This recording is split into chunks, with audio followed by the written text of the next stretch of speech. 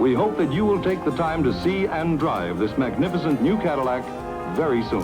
What if I told you that in the 60s, having air conditioning or an automatic garage door made you a total show-off?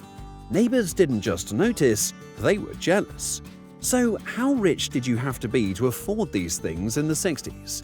Today we're diving into the forgotten luxuries of the 60s. And trust me, one of them might still be in your house. Let's start with something bright, literally. Could a pop of color on your screen make your whole neighborhood jealous? Back in the early 60s, most families were huddled around tiny black and white TVs, squinting at gray versions of their favorite shows. But if you had a color television, then you were on another level. You didn't just watch TV, you showed off that you had one.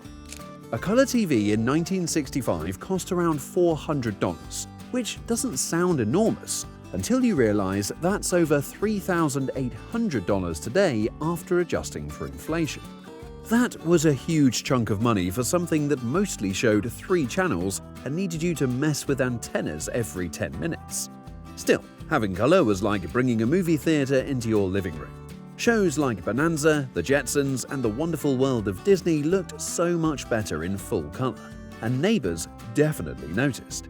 If your family had people over, that color TV wasn't just for entertainment, it was part of the house tour. And this is our color television. In the mid-60s, less than 10% of households in America had a color TV. That's how rare and expensive it was. But what if showing off wasn't just about what was on your screen, but what you rolled up in? If you had a big luxury car in the 1960s, especially a Cadillac, you weren't just driving, you were making a statement. These cars were flashy, bold, and dripping in chrome. And they weren't small either. These things were massive, like rolling living rooms with wheels. A brand new Cadillac DeVille in 1965 cost about $5,000, which is over $48,000 in today's money. That was more than most people made in a year. And inside, it had power everything. Power windows, power seats, some even had air conditioning and automatic dimming headlights, which was basically sci-fi level luxury at the time. Cadillacs were so respected that celebrities, politicians, and even presidents used them. If your neighbor had one sitting in their driveway, chances are everyone in the neighborhood noticed. And let's be honest, parking one of these shiny beasts out front was half the reason people bought them. Okay, so you had the car, but what if your kitchen cleaned itself too? Back then, doing dishes by hand was just part of life. Every meal ended with someone standing at the sink, sleeves rolled up, scrubbing plates. But if your family had a dishwasher, you were basically on kitchen autopilot. It was the kind of thing people talked about like it was magic. There simply isn't another dishwasher on the market that has the features or the capacity of a new Frigidaire automatic dishwasher. Here's the deal. Dishwashers weren't cheap. A good one cost around $300 in the 60s. That's over $2,800 today. And this was for a machine that most people didn't even think was necessary yet. It wasn't standard in homes. It was considered a total luxury. Dishwashers back then weren't quiet or sleek like today's models. They were loud, bulky, and sometimes took forever to finish a cycle. But none of that mattered, because they did the job while you relaxed. And for 1960s families, that was everything. By the end of the 60s, less than 10% of American homes had a dishwasher. And what if your whole house could feel like a giant fridge in summer? Summers in the 60s were brutal. Most people relied on open windows, fans, and maybe a cold drink to survive the heat. But if your house had air conditioning, that was a next-level thing. You were living like royalty, while everyone else was sweating through their shirts. Getting AC installed in your home wasn't cheap.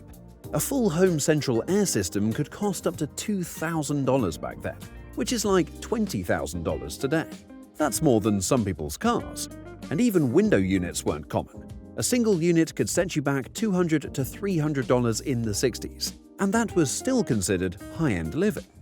People didn't just use AC, they bragged about it.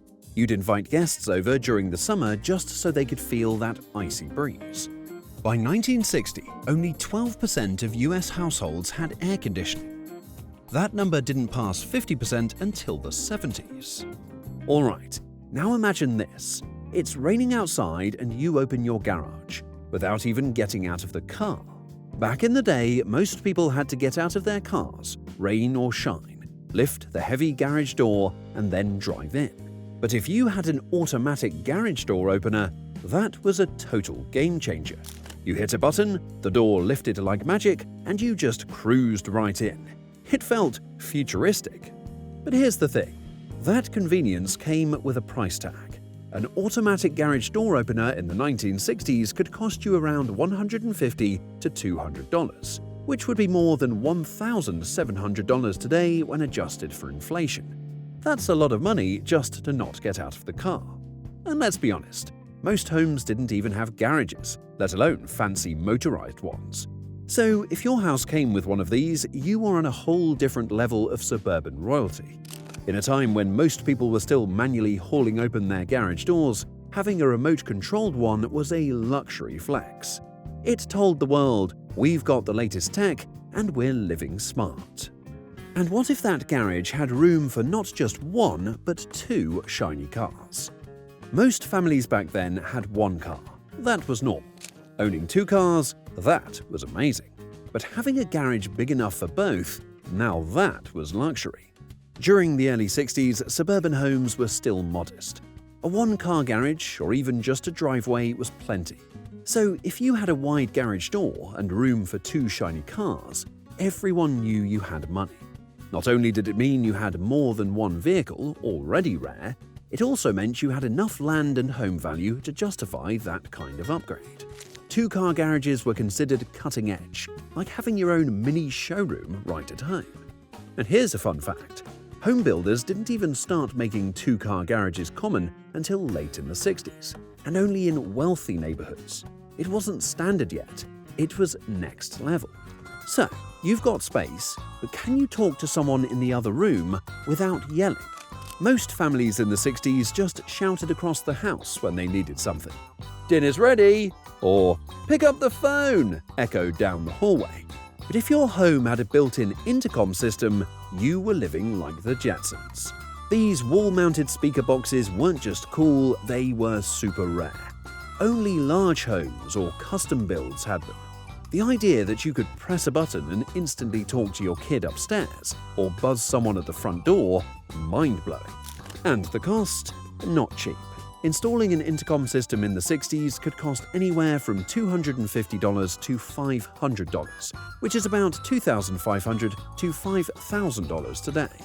That's a serious investment just to avoid walking down the hallway. Plus, some systems even played music or worked with doorbells. So yeah, it was kind of like having Alexa, but 60 years ago. Having a home intercom system in the 60s meant your house wasn't just modern, it was super high-tech. Guests were impressed, neighbors were jealous, and your kids probably thought they were living inside a spaceship. Pretty cool, right? But what if your backyard looked like a resort? Forget inflatable kiddie pools or the plastic ones from Sears. We're talking real, in-ground, sparkling blue pools. In the suburbs, that was living the high life. People didn't just swim in their pools, they showed them off like luxury cars. A basic in-ground pool in the 60s cost around $5,000 to $10,000, which is over $50,000 today. And that didn't include maintenance, heating, or landscaping. So yeah, if you had a pool, it wasn't just for swimming, it was a status symbol. Pools were rare. Most neighborhoods had maybe one or two homes with one. So you can guess where all the birthday parties, summer barbecues, and family hangouts happened. It wasn't just about fun, it was about living the dream. Your home with a pool instantly looked more glamorous, more modern, more like something out of a magazine. Whether you were floating on a lounger or doing cannonballs off a diving board, having an in-ground pool meant you were part of the 1%, at least in your neighborhood. Did your family have one of these old-school luxuries? Let us know. And if your house had 3 phones, we already know you were living large.